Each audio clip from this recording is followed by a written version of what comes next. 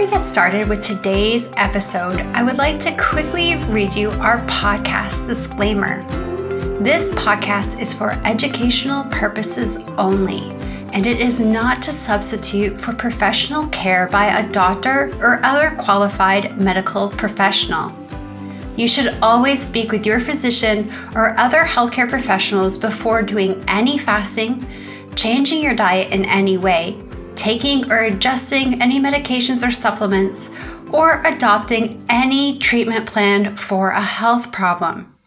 The use of any other products or services purchased by you as a result of this podcast does not create a healthcare provider-patient relationship between you and any of the experts affiliated with this podcast.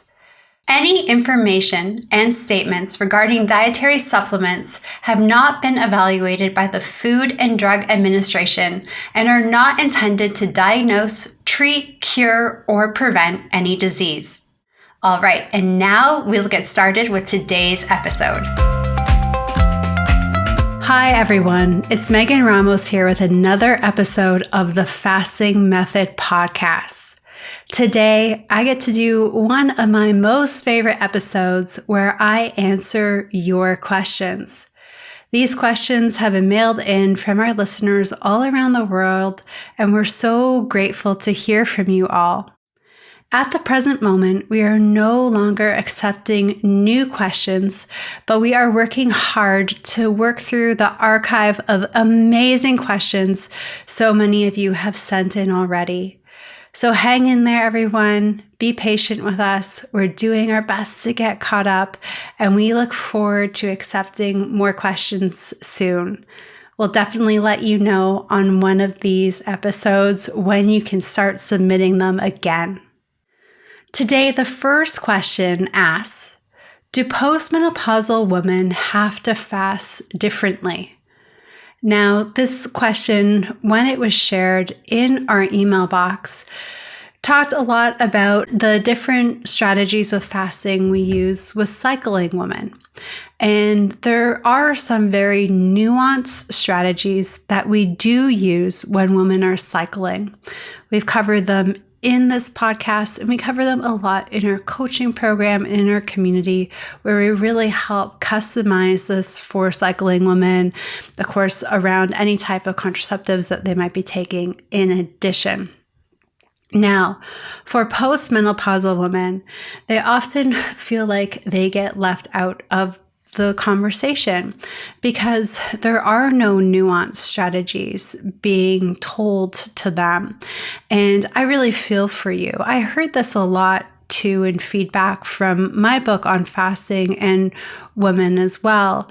And I tried to address in the book the hormonal journey of a woman from PCOS, which so many of us had when we were younger, to where your hormones fall when you're in your 40s and complications going into perimenopause, and then hormonal complications going into postmenopause. And, really talking about estrogen dominance in particular being a big driver of weight gain and the development of insulin resistance in postmenopausal women. So there are different hormonal changes that happen that make things a struggle for women as they get older. Number one, I talked about this in the book, is that as we go through menopause, our ovaries really shut down production of some key sex hormones, estradiol and progesterone, to name a couple. But what often gets overlooked is that our fat cells manufacture a type of estrogen, and our adrenal glands produce a type of estrogen too. This type of estrogen is called estrone, and estrone helps us trap fat. Estrone doesn't necessarily make us feel so good emotionally speaking, and estrone can contribute to the development of insulin resistance. Now, when so many of us go and see our healthcare practitioners, regardless of our age, they're checking estradiol levels. So you're postmenopausal, you get your estradiol levels checked in your blood, and it shows that you don't have any estradiol. So women don't often get told at this stage that they have estrogen dominance because no one's really checking their estrone levels. But regardless, it's safe to say, if we are dealing with this excess weight and we are postmenopausal, that there's likely some imbalances between this estrone type of estrogen and progesterone, since our progesterone levels are very depleted, once our ovaries do stop producing progesterone. And that can actually happen in our 30s, even in good metabolic health. So we often don't get diagnosed with estrogen dominance postmenopausal by traditional medicine or in labs. I was so amazed the first time a doctor checked my estrone levels here. It was just, I felt like I had just found the best doctor ever, because he clearly understood how female hormones worked, and it was really cool. But that's not something that we always commonly see, or women have to ask for it to really understand. But we do have these hormonal imbalances too as we get older. So women want to know, how do they fix it? They've been told by their health coach or by a healthcare practitioner that there's suspect estrogen dominance, or a healthcare practitioner would confirm with lab tests. But what do you do about it?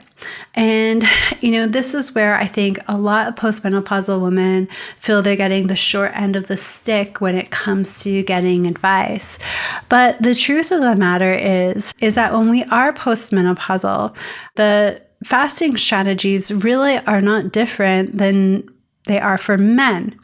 Because we don't have these more intense cycles and there's not ovulation happening, even though we have estrogen dominance and do have some hormonal imbalances, we can still follow the same fasting protocol as men. And unlike cycling women, we can pretty much do the same protocol week in and week out, so long as it fits our schedule and our lifestyle.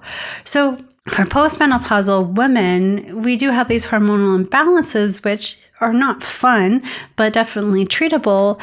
And we are able to fast with less nuances, less variations, less, hormonal cycles that are happening on a more volatile scale every month, and get great results. So many of the standard protocols you hear us talk about, 36s, 42s, 48s, mixing in 24s when you need it, being consistent with those strategies, they are really geared and designed for postmenopausal women. So many of the women we help are postmenopausal women. We help women across the adult age spectrum, of course, but postmenopausal women, there's a lot of insulin resistance there because of the estrogen dominance. But the treatment for the estrogen dominance and the treatment for the insulin resistance is consistency with therapeutic fasting protocols. This is the one time too in a woman's life where we don't necessarily need to be very prescriptive. Week 1, you do this, and week 2, you do that, and week 3, you do this, and week 4, you do that, and have different restrictions based on the different weeks of the cycle. We can really do what works for us socially, what works for us physically, and be as consistent with it and as therapeutic with it.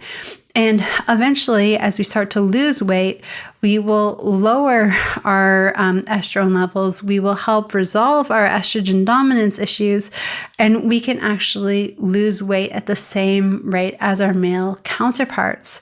So when it comes to postmenopausal women, you don't have to fast differently the different weeks of the cycle. You don't have to fast differently than male counterparts too. You can really focus on therapeutic fasting protocols that work for you. There's actually cycling women that do have a lot more complex prescriptions that they need to follow because the hormones are so volatile. We can't always lose fat the same rate as men. We can get there, absolutely. I lost, over 80 pounds in less than a year. I lost 60 of those pounds in 6 months doing fasting as a cycling woman. It's totally possible. It is a little bit more nuanced and more complex and requires, shifting things around a bit more. So postmenopausal women in general have a lot more freedom when it comes to fasting, which I think is great. So if you love the 48s, you can ride them out every week. You don't have to worry about whether or not ovulation or other hormonal shifts affect that. And, once you start burning body fat, you are going to lower estrogen levels because you won't have the fat that's making the estrogen anymore. And you will be able to get some really great fat loss results to our male counterparts. And then eating, women who are postmenopausal can definitely restrict carbs a bit more. We're not able to necessarily produce progesterone, even having carbs. I noticed some of the questions came in about, if you have some honey before bed and you're postmenopausal, it'll help with sleep. Having some carbs at certain points in your cycle, when you do have a cycle, can definitely help boost progesterone levels. That helps with sleep and helps with a whole bunch of things for a cycling woman in that second half of her cycle, that luteal phase. But for a postmenopausal woman, that's not necessarily the case. So you can be more restrictive with your carbohydrate intake if you want. You can be more consistent with a dietary protocol if you like.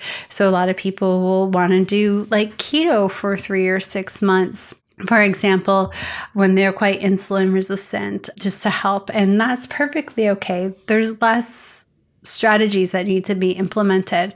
So I actually think there's a ton of flexibility for a postmenopausal woman to do what they want.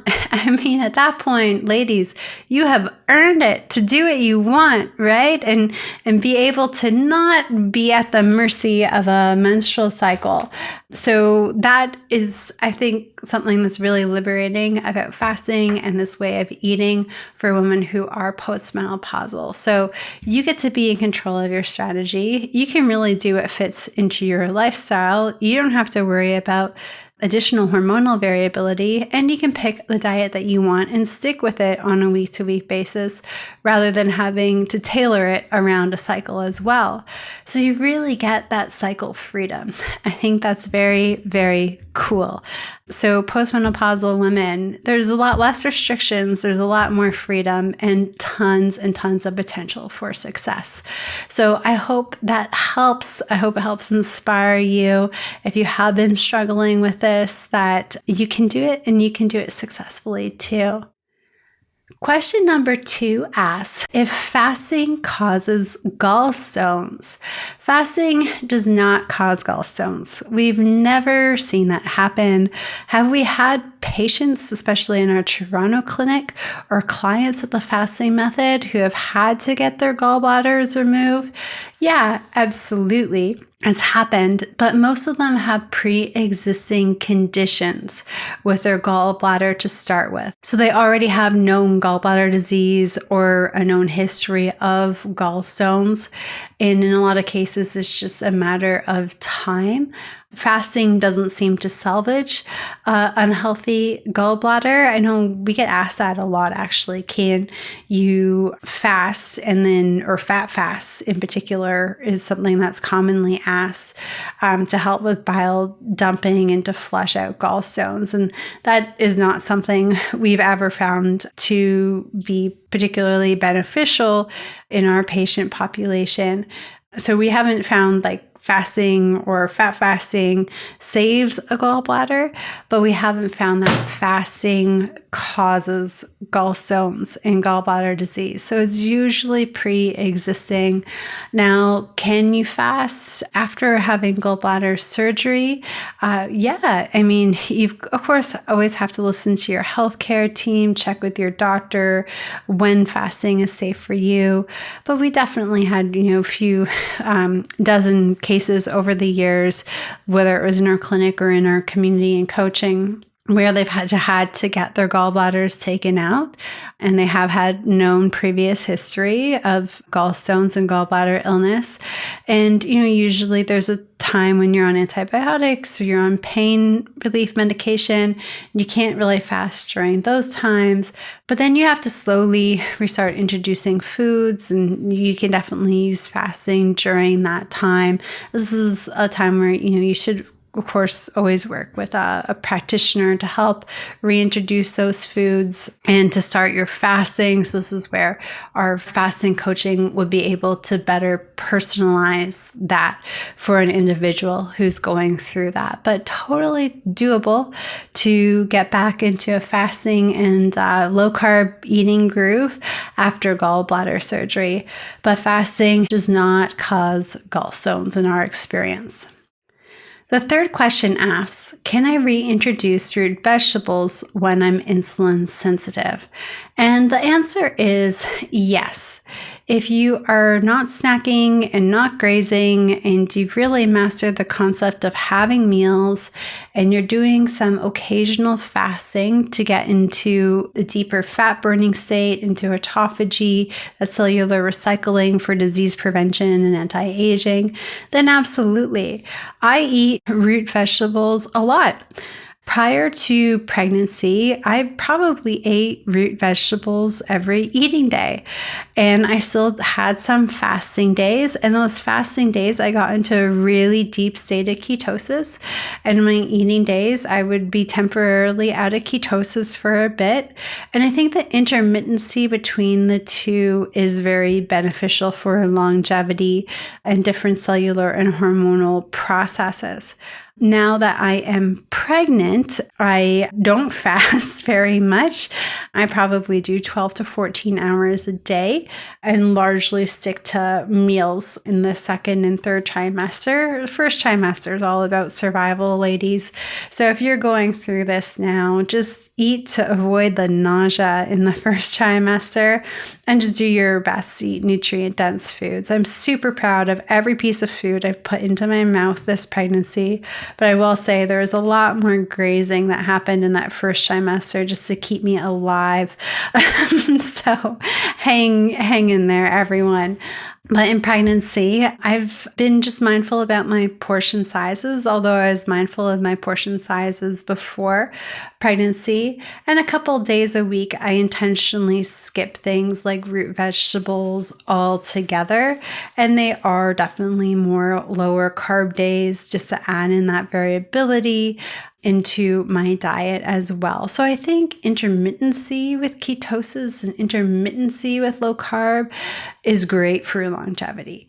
Even Dr. David Sinclair, he's one of the world's most famous longevity experts out of Harvard.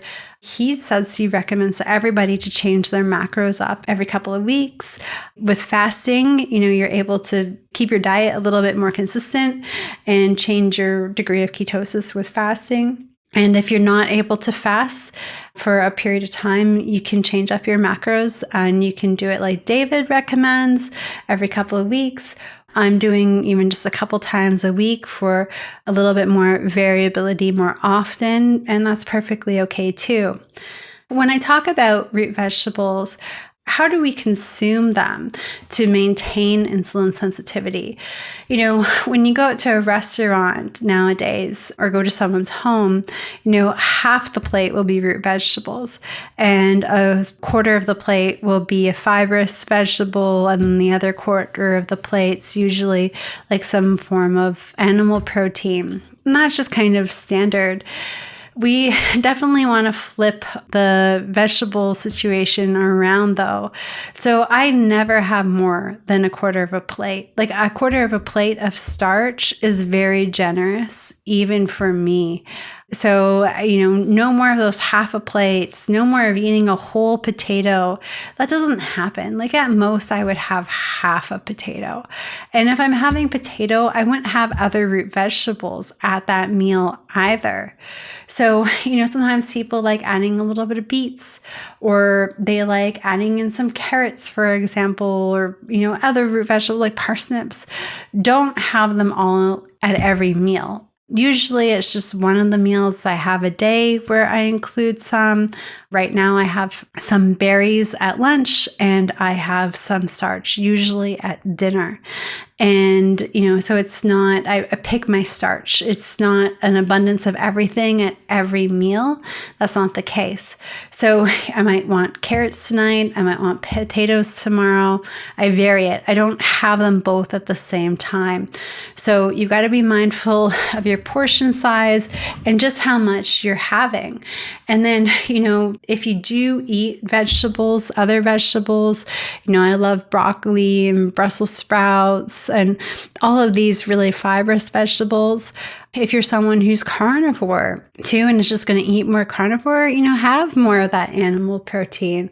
Nothing's wrong with that. I'm pregnant and trying to get in 140 to 150 grams of protein a day right now as a pregnant lady in my third trimester. I'm leaning a little bit more into that than I have in the past for my son and his development. So you can really tailor it to your goals and your lifestyle. But yes, you can. You just can't go back to sort of the standard North American way of eating starches and just eating them all at the same meal in large portions all of the time.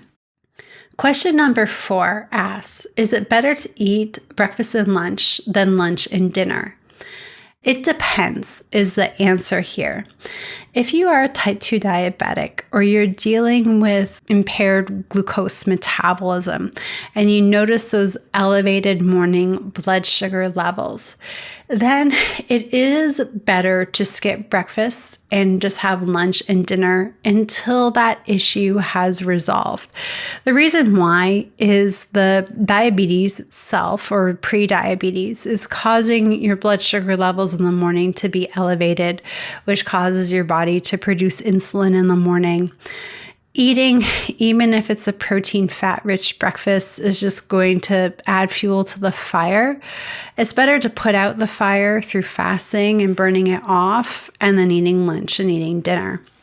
Once someone has recovered, though, from their prediabetes or type 2 diabetes diagnosis, and they are, working on optimizing their health and optimizing their fat loss, then it's actually better to eat breakfast and lunch than lunch and dinner. And this is especially true for hypothyroid patients.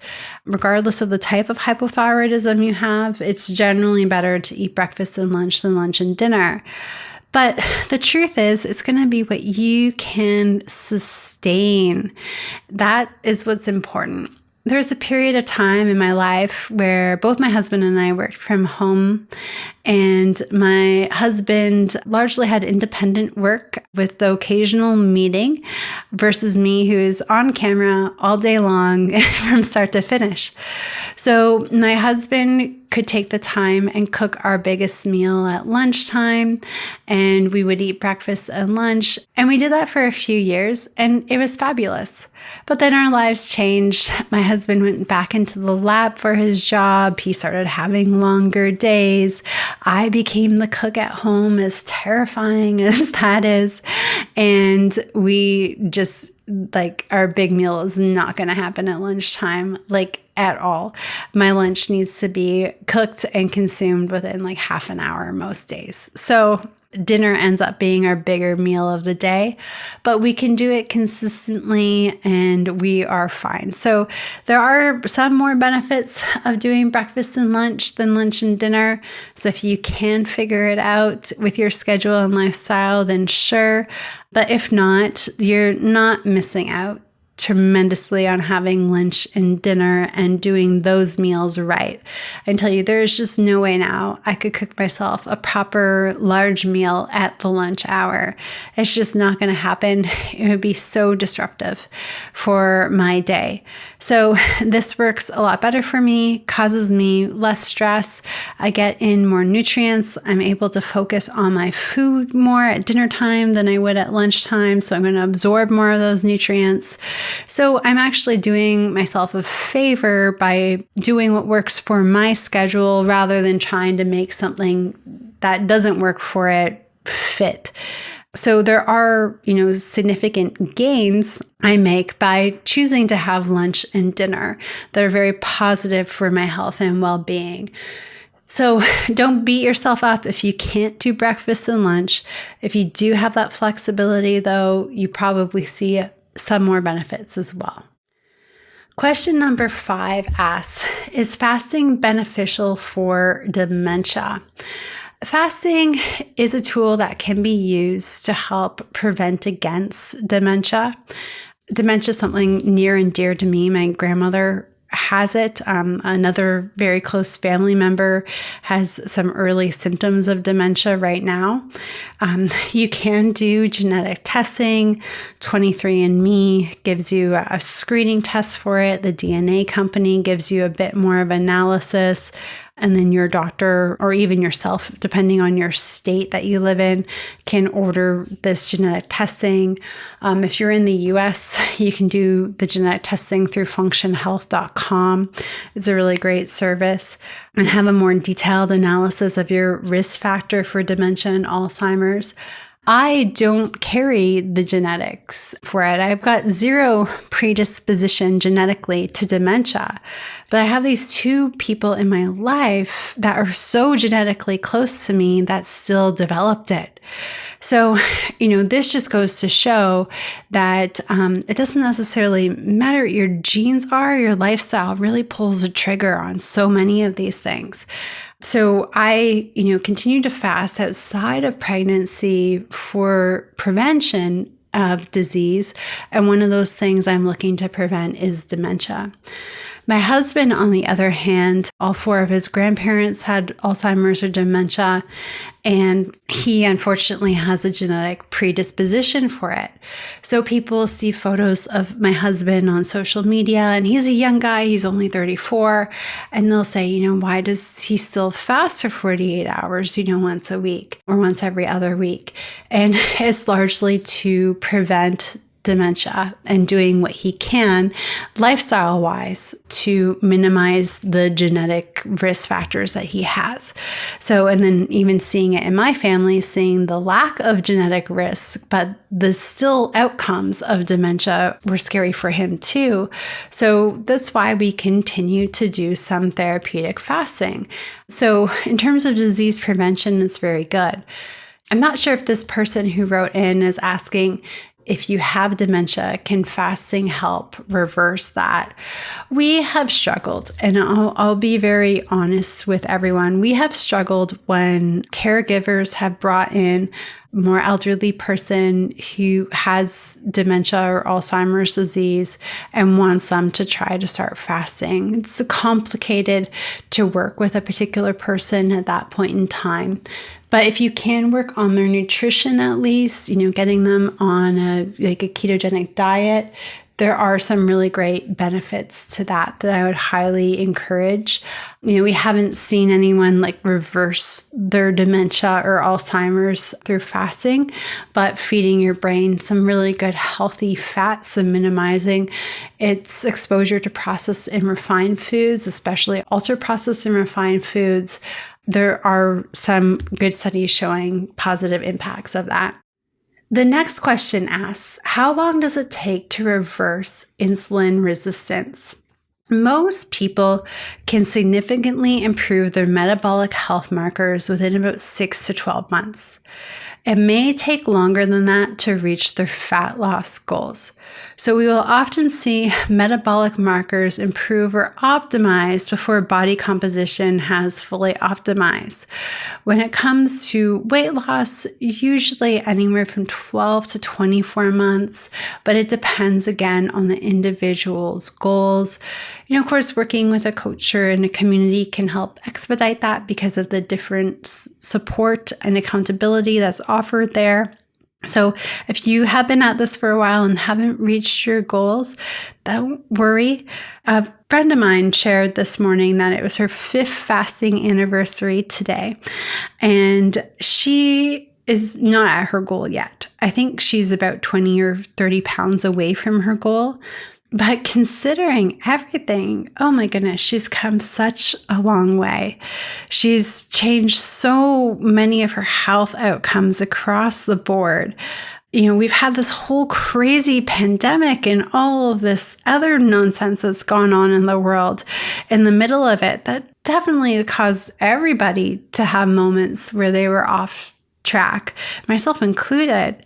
So I mean, she's just done amazing. I think she's one of the most inspirational people I've ever come across. And she's absolutely going to hit her goals this year in terms of fasting. And I'm so excited for her. She's given herself back years on her life expectancy. And more importantly, she's given herself back decades on her health span.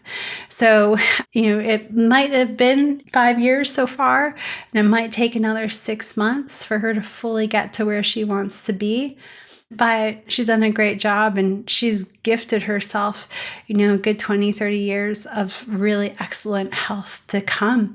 And I'm so excited for her in her retirement years, even nearing retirement. She's doing all kinds of exciting things that she just didn't have the energy or stamina to do prior to that. So that health span is just something you can't put a price tag on. And, trading 5 years for a good, healthy 20 to 30 years, well, I think that's a really fantastic trade-off. All right, everyone, thank you so much for joining us for today's episode of the Fasting Method podcast. We'll be back next week. Stay tuned and happy fasting. Bye for now, everyone.